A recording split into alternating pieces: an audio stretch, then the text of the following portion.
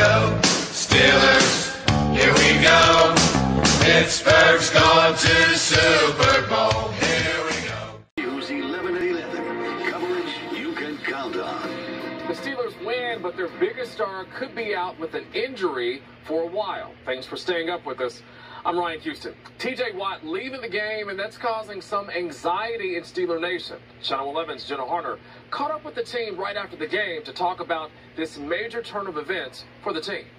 Tonight, all eyes on Steelers star T.J. Watt as we await word on his status. Watt left the game in the fourth quarter, but minutes after the game, head coach Mike Tomlin telling us the defensive player is being evaluated for an upper body injury. But just after the game, ESPN's Adam Schefter reporting the Steelers believe Watt tore his pec. He also says Watt is scheduled to undergo scans tomorrow to potentially confirm the diagnosis. Right after the game in the locker room, we asked Alex Highsmith what Watt means not only to him, but the defense as a whole. Second interception today. I hate for a guy of his caliber to be injured like that, because I know how much he loves the game and how good he is for our defense. You're probably wondering what happens next for the Steelers defense, and in true Steelers fashion, it's next man up. Cam Hayward emphasizing the reigning Defensive Player of the Year's impact and then some. Having TJ out there definitely benefits us. He's a leader. He's the Defensive Player of the Year. However long it takes, other guys got to step up. Now, I was in the tunnel when Watt walked off the field and into the locker room. He didn't appear to be moving his left arm, but it also didn't look like anything was particularly out of the ordinary. We'll wait to hear more on his status when we hear from head coach Mike Tomlin on Tuesday, if not sooner. Reporting in Cincinnati, Jenna Harner, Channel 11 News. Jenna, thank you. So we want to know what you think about the Steelers' chances this season with Watt's injury. Vote in our black and gold poll sponsored by NJM Insurance. You can cast your vote at WPXI.com/vote now. The results in just a few moments in the black and gold zone. So that was taken on Sunday night, but a couple of days have passed since then, obviously. This is now the day before the game, and there has been much improved news on T.J. Watt. It looks like he's not going to miss the entire season, but he is going to miss at least the next 6 games. I think they said that, they said that he's going to go into rehab, and even T.J. Watt tweeted saying that he tweeted a Terminator gift of Arnold Schwarzenegger saying, "I'll be back," because he will be back. They said that he will likely not be back until the Philadelphia Eagles game, although there is a chance that, that game is going to be on the day before Halloween, October 30th, but there is a chance because the Steelers' bye week is after that, they may just hold off on putting him back on the field until they start the second half of the season after the bye week, because they'll have the Saints starting on November 13th. So, either way, it's good news for T.J. Watt. He's not going to be gone the entire season. His presence will definitely be missed for those 6 games, but we'll see what happens. The defense did a pretty good job at the end of the Bengals game on Sunday. And, Najee Harris is going to play tomorrow, apparently, so we'll see how good he is. He did take it. That injury did look pretty bad at first, but he practiced all week, so he's going to play tomorrow against the Patriots. So all good news considering what happened after that. I mean, that was a crazy. I've had a couple of days to process the game. I think a lot of people have. I mean, when you consider that T.J. Watt looked like he had a really bad injury, and it was actually much less severe than it could have been, and the fact that Najee Harris is going to play this week, it's a good sign. It was actually a good sign coming out of that Bengals game, because that was a game, like I said before, that was a game that really should not have gone to overtime at all. I mean, that's a game that should not have gone to overtime. Steelers just almost gave that game away completely, but they didn't. They won the game, and so now we are on to the New England Patriots, which this will be the first time since 1998 that Tom Brady or Ben Roethlisberger will not be on the side playing quarterback for this game. It'll be Mac Jones for the Patriots, of course, and then Mitchell Trubisky for the Steelers. And actually, the last time that we didn't have Brady or Roethlisberger in there, it was Drew Bledsoe and Cordell Stewart. Drew Bledsoe won that battle, and like I said, now we're getting Mac Jones, and we're also getting Mitch Trubisky. And I would say that considering how New England really cratered against Miami last week, I would say this would be an easy game for the Steelers to win, but I don't know, man. I mean, you never really can look over Bill Belichick. I mean, he's the Thanos of the NFL. Just when you think that his team is out, they're never going to make any moves like they did during the Brady era. He comes back like Thanos. Like you stab him in the heart and he'll go, "You should have aimed for the head." And then all of a sudden they're on another deep Super Bowl run. I mean, they were in the playoffs last year, and even though they got blown out by Buffalo, Mac Jones was pretty good in that season. I mean, everyone thought that he was going to be the next guy, but so far, the first game not so much. But then again, it's because they have a new offensive coordinator. Of course, Josh McDaniels went to Las Vegas to be the head coach for the Raiders, and now it's Matt Patricia, who was the defensive coordinator for the Patriots the longest time, went to Detroit as their head coach, which was a disastrous turn, and now he's back in New England, and his play calling so far has not been that exciting or that interesting. And I want to say, and personally, like I said, I want to say that this will be an easy game for the Steelers, but the Steelers themselves have to get, it's just like the Patriots, they have to get better on offense. I mean, the Steelers have a great defense, even without TJ Watt there. They proved that they could still get to the quarterback, Joe Burrow, last week, so they should be able to get to Mac Jones, but the offense really needs to come together. They really need to start getting. They really need to win the game more than the defense does. Like, the defense can win the game, but the offense really needs to make it more. Make it a more substantial lead than the actual score that it was last week. I mean, they were up 17 to. I think they were up 17 to 6, I believe, leave at the half, and then they just blew that lead away, and they brought the Bengals back in the game. And if it wasn't for that missed extra point at the end of the game, the Bengals would have won that game, and we'd be talking about a whole different story altogether and how the Steelers collapsed once again. But I am going to go with the Steelers in this one. I think the home field advantage will help them. I think the fact that they are getting New England very early on before they usually peak during the midseason, I think that's going to help them a lot. And I think that the offense, it has to be better this time around. There's no way that they can go into this game and do what they did last week against the Bengals and do that again here. Like, they really need to get more offensive plays going. They need to get George Pickens more involved. They need to get Chase Claypool more. Chase Claypool and Deontay Johnson did more than enough in that game last week against Cincinnati. But you got to get you got to get everyone more involved here in this game. It's not the preseason anymore. It's not something where you can't. You just can't really underestimate this team and just go in there thinking that, oh, the New England Patriots aren't as good as they used to be anymore, so this should be a cakewalk. You can't do that, because if you do that, then you get an upset that everyone will be talking about as something that the Steelers should have been prepared for. So hopefully that is the case. So hopefully that's not the case, I should say. I think the Steelers do come in here. I think they do beat the Patriots. They go to 2-0, and here's hoping there's not that many injuries, because guess what? They have a short week this week, and Thursday they go to Cleveland, and Cleveland barely walked out of Carolina with a win. I don't know how they're going to do against the Jets tomorrow. I have them winning tomorrow in my predictions that I'll show you in just a second here, but that's another game that they have to be ready for. I mean, I don't know. I mean, I'll delve more into that when we get to next week, but for now, though, I am going to say the Steelers beat the Patriots. I think they finally get revenge on Bill Belichick after all the years of torment that he gave to this franchise, and I think they do win the game. So that's my prediction. I think the Steelers do win. Let me show you some of my other predictions for the games coming up this week. So there's how I did last week. I gave myself an 8.5 of 16 because I couldn't change the original prediction I had for the Steelers and Bengals. I had the Bengals winning that one, but I couldn't change it on here because the editing thing wasn't working. But the Colts and Texans tie did bring it back to an 8.5 out of 16, so I didn't do too bad on that last week, honestly, but even though I did get a 50.5% on that, which is not very good, but you know what? It is what it is, so week 2 here, you already see that I already won my first one, the Chiefs and the Chargers. Chiefs beat the Chargers pretty convincingly, and we don't know what's going to happen with Justin Herbert over the next couple of weeks, but so that's unfortunate there. But as far as these other winners I have here, I have the Browns beating the Jets. I don't think the Jets are that good with Joe Flacco. They showed that last week that they weren't very good there. I have the Lions beating the Commanders, even though Washington was very good last week with Carson Wentz and Jahan Dotson. I think the Lions finally get over that hump and they get a big win in the second week of the season. I think Tom Brady finally gets over the New Orleans Saints. I have the Buccaneers winning over New Orleans. I have Carolina winning over the Giants, and I like the Giants win last week against the Titans. But I think Baker Mayfield finally gets this team on the right path again.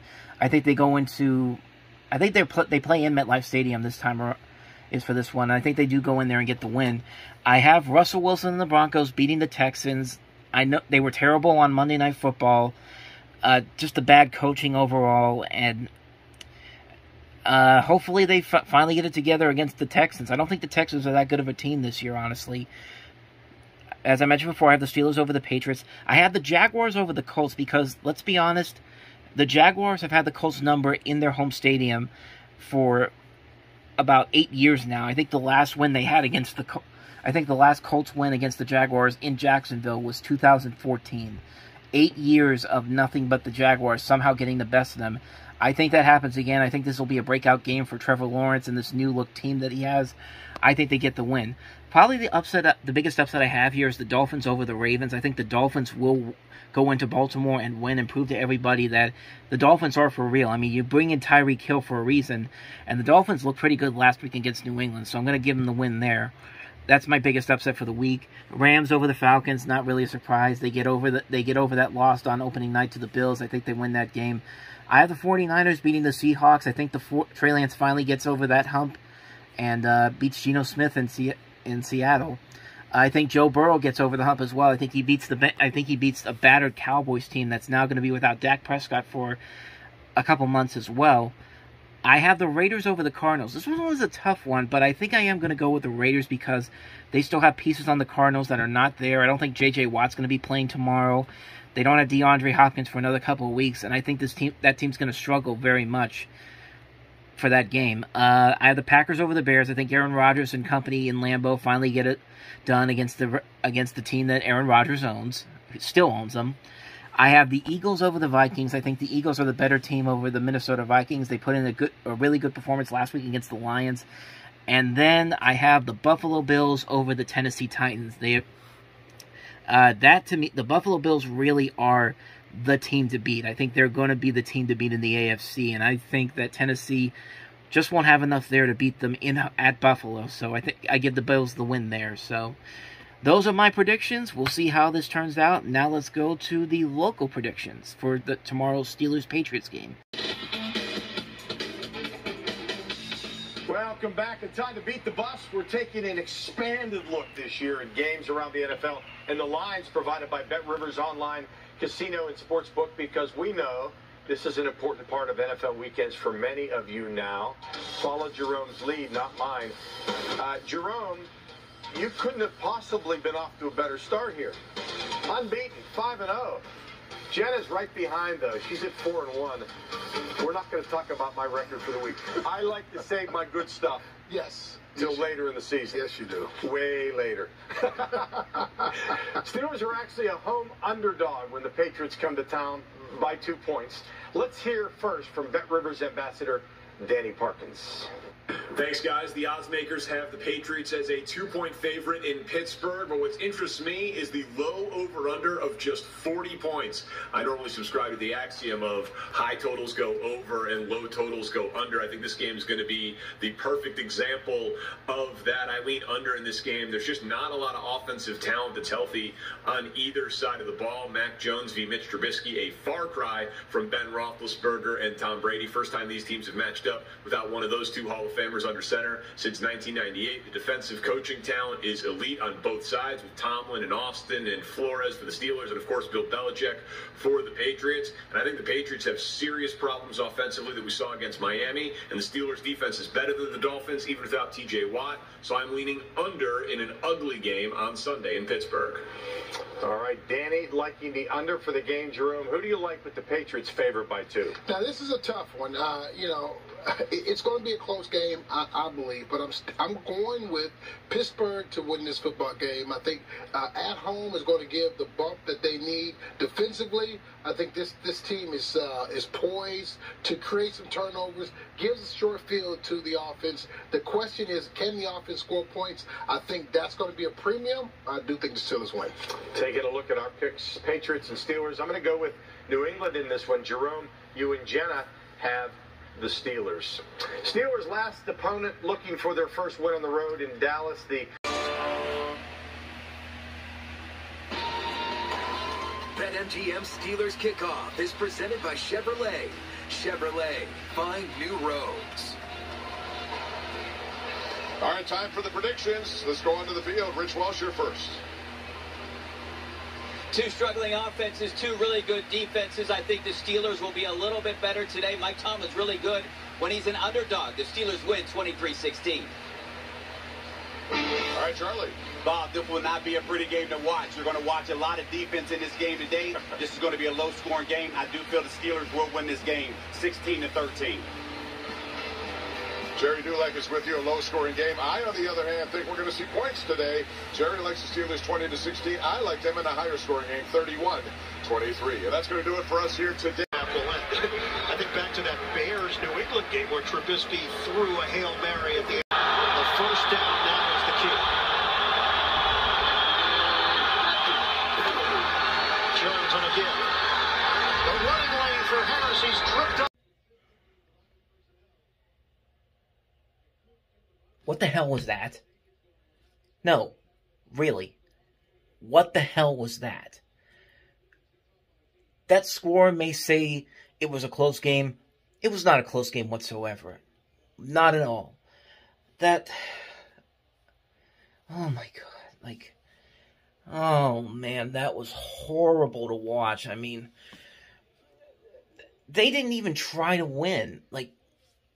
I've never seen a game where the Steelers look so scared to try to win a game. Until today. And, I mean, you saw it out there. Like, once Mac Jones threw that touchdown to, I can't remember the name. Nelson Aguilar. Okay. Once he threw that touchdown to Nelson Aguilar to give the Patriots the 10-3 lead, they just gave up. They didn't respond except in the fourth quarter, which I'll get to that in a second. But that happened, and then Gunnar Olszewski muffs the punt and gives them an instant red zone to give them the 17-6 lead. It's just like, how have you played this team so many times in the past 15 years with Mike Tomlin as the head coach? And this is how you come, and this is how you would do it. This is how you can never win these games. You've never been able to win these games except when they don't really matter in the end, because in the end the Patriots still went to a Super Bowl. That's what happened the last two times that Mike Tomlin has beaten the Patriots. 2011, still went to the Super Bowl. 2018, they got revenge for the year before, still went to the Super Bowl and won that one. It's just... Do you want to win games? Do you want to be back as the premier team in the NFL? Because you know what? Because guess what? The Patriots and the Steelers have the same number of Super Bowl trophies now. And because of your inept coaching. And I'm not going to put the entire blame on Mike Tomlin. Matt Canada, I've just now come to the realization that he is awful because so many plays he makes in these games, they don't work at all. They just don't work. Like, everyone's going to look to the Nelson Aguilar touchdown. They're going to look to the Olszewski muff punt. The moment I knew that this game was completely out of the was completely over and done with was then on a 3rd and 2, you don't throw the ball. No, let me rephrase that. You don't run the ball with Najee Harris because you've been doing a pretty decent job up to that point. You throw the ball to him. Like, what are you doing? What are you doing? Like, you just give him the ball back and to have him take more time off the clock. Now, they would get the ball back after that, but they did nothing with it. And it's just like, It's asinine. It's asinine that they did this. Like, I cannot believe that the Steelers went into this game and got chicken. They literally got chicken. They couldn't stop anybody.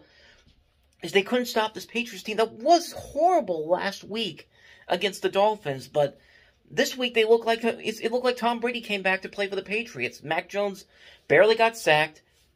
He had the one interception, but he was able to get the passes thrown to the right people at the right time. And the Steelers just did absolutely nothing to it. And it wasn't even the defense's fault. The defense did the best that they could, even without T.J. Watt. It was the offense. The offense just looked horrible on so many different levels. They had one drive where they looked good and they got the touchdown, and then that was it. I felt like I was watching the Raiders game from last year because it literally felt like the Raiders game from last year. They play a decent game, and then all of a sudden they make these mistakes. They get a long pass to the opposing team gets a long pass to the end zone for a touchdown, and the balloon just deflates. It's just terrible. How do you spend a second-round pick on a wide receiver in George Pickens that you touted as the next great weapon for the Steelers? Watch out, here comes George Pickens. You want to know how many attempts he's had in the last 2 games? This is true. 6 attempts, 2 catches. For a guy that was supposed to be the centerpiece of your new offense. It's asinine. It's unbelievable that this happened again. You had a chance to write a new chapter in this rivalry. Tom Brady wasn't there anymore. Matt Canada is not Matt Canada. I'll get to him in a minute. Matt Patricia was being heavily criticized for his offensive play calls. You made him look like Josh McDaniels today. It's pathetic. It's freaking pathetic that they did this again. And, yeah, Matt Canada's just a horrible offensive coordinator. I can't believe that it got worse from Randy Fichtner. I mean, Randy Fichtner was a bad offensive coordinator, but he got results. He got results when he needed, when he had Ben Roethlisberger there. Randy Fichtner found success also with Mason Rudolph and Duck Hodges too. But not now. Not now at all. And yeah, Trubisky is bad, but here's the thing though. Here's the thing that I have to say before I completely go off on Trubisky.